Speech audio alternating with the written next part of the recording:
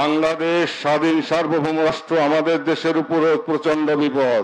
ষড়যন্ত্র চলছে মুসলিমদের বিরুদ্ধে, ষড়যন্ত্র চলছে দেশের স্বাধীনতা ও সার্বভৌমত্ব গ্রাসের। পরিস্থিতি মোকাবেলায় দেশবাসীকে ঐক্যবদ্ধ থাকার আহ্বান জানালো জাকের পার্টি। সংগঠনের সম্মেলনে অংশ নিলেন হাজার হাজার মানুষ।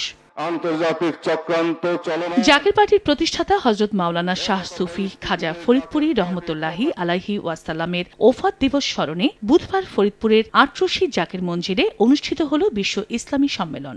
যদি ভবিষ্যতে আক্রমণ আসে। জাকের পার্টির চেয়ারম্যান মোস্তফা আমির ফয়সল সহ অনুষ্ঠানে উপস্থিত ছিলেন সংগঠনের senior vice chairman doctor Saim Amir Faisal ও মহাসচিব শামীম হায়দার। এমত পরিস্থিতিতে জাকের পার্টির পতাকা নিচে দেশবাসীকে ঐক্যবদ্ধ করতে থাকেন।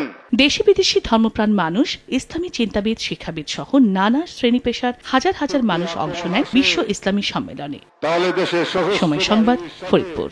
কাঁধে কাঁধ মিলে আমরা মোকাবেলা করতে পারি।